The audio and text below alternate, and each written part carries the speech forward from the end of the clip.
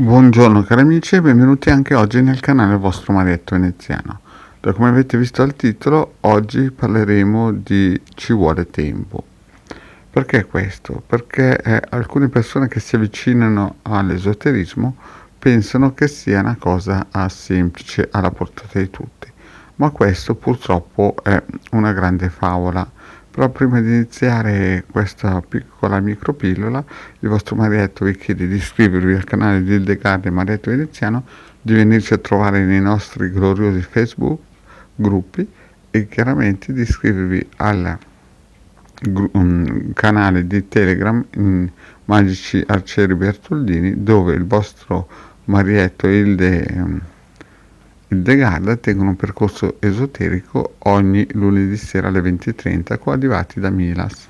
Vi ricordo anche che Hildegard ultimamente alle 21 con un gruppo di maghi in erba sta creando un cerchio e un muro di fuoco intorno allo stivale per proteggerlo da questo periodo nefasto. Bene cari amici, vediamo un po' perché ci vuole tempo, perché mi sono reso conto girando sui vari social che tutti questi gruppi di esoterismo che poi vengono targati con tantissimi nomi, alcune volte propongono cose alla carte, cioè praticamente uno si sveglia la mattina, fa da locomotiva e dietro tutti i vagoncini che seguono a ruota incominciano a fare e a spiegare cose che in fondo hanno un valore magico e anche importante sicuramente, ma le persone che li seguono non sono all'altezza fisicamente e spiritualmente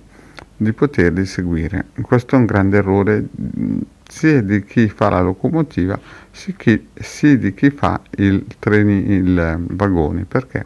Perché chi fa la locomotiva spiega da persone che non sono spiritualmente attrezzate e adeguate a seguire quello che dice.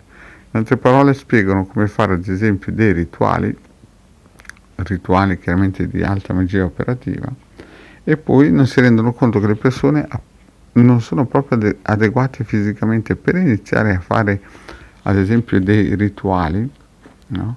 Ci vuole tutta un'attrezzatura, e questo è stato anche un mio errore tempo fa quando ho cominciato a spiegare i geni. Mi contattava gente che pensava che un genio basta alzarsi la mattina e poterlo chiamare, invece cari amici non è così. In un libro della famosissima Alexandra Randall c'è una parte in cui spiega addirittura che se ci si vuole, come si suol dire, difendere o meglio non attrarre entità strane, bisogna avere gli intestini vuoti.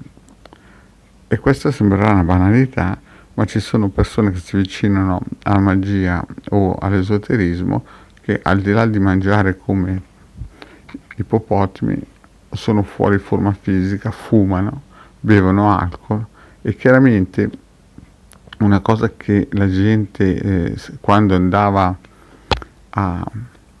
in, nelle regioni di Stato alla domenica mattina e vedeva i chirichetti uscire, spruzzavano con il pendolo, come si chiamava poi, l'incenso.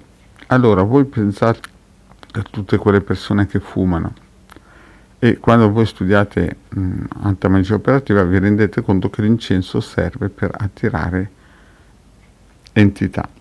Allora voi pensate a tutte quelle persone che fumano, e mi dispiace per quelli che fumano, che possibilità hanno di non attirare entità? È chiaro che il fumo è, come si suol dire, uno scimmiottamento dell'incenso e a sua volta attira sempre entità per forza.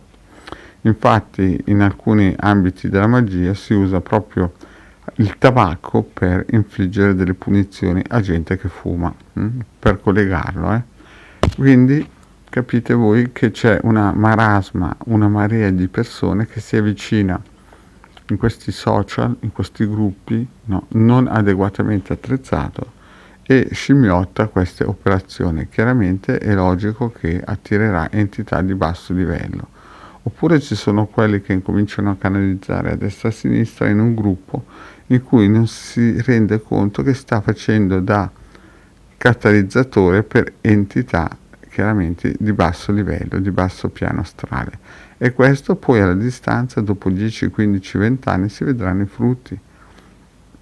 Quindi, cari amici, dovete sempre stare attenti a crearvi delle protezioni che il vostro Marietto nel suo canale vi ha spiegato nelle varie pillole, per non farvi attrarre sia da queste faline che luccicano, no? E da questi, come si suol dire, suonatori di pifferi che in un certo senso stanno praticamente infettando e facendo deragliare i propri vagoni. Dico questo anche perché alcuni mi scrivono e mi contattano e dicono: ma quello dice così, quello dice cos'ha, cosa ne pensi di questo circuito?